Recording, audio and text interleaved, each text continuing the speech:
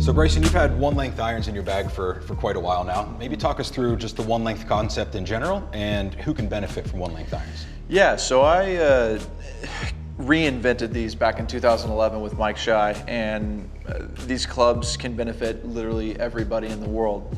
The problem is there's a bunch of people that have played variable length for their whole lives, so I get that, I understand that, but I truly believe that if you go pick these up and you get the right fitting for you and the right headway, right swing weight, all those dynamics, the shaft flex, it can literally benefit everybody. And you can see it in today's world where there's a lot of guys out there switching to one length and seeing drastic improvements in their ball striking capabilities. I get asked a lot, why do these clubs work better than variable length? And personally, the reason is because they're all one length. And when you're setting up to a golf ball, right, I don't have to be at a pitching wedge length, going to a 3-iron length, or going to 7-iron length, or 8-iron, or 9-iron. I'm setting up in the same body posture no matter what. That's really the reason why I switched to it, because I said I want to be able to make sure I'm in the same posture each and every time I'm hitting every single shot. I get a bunch of people come up to me every tour event going, hey, thanks for making those irons. I am hitting incredibly well now because of you. And so it's really quite an honor to be able to say I helped move the one length idea along in the game of golf. And we did.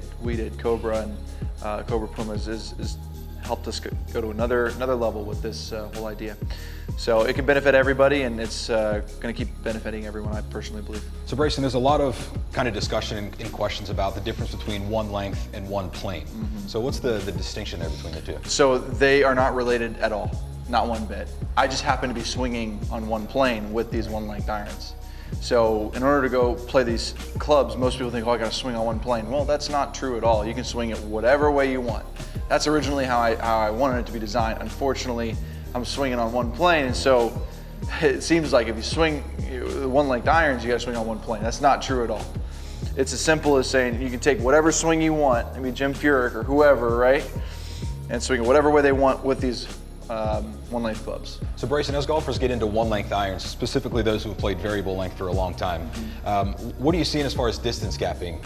How does that shake out? Is there any effect to the golfers' distances they're used to hitting their clubs? It is pretty much the exact same as a variable length set in regards to distance gapping. People think that length is the reason why it goes farther. Well, that is true, but if they had the same head weight on all of the clubs, it would consistently keep going way too far with variable length. So variable length has to exchange the weight of the head for the length of the club.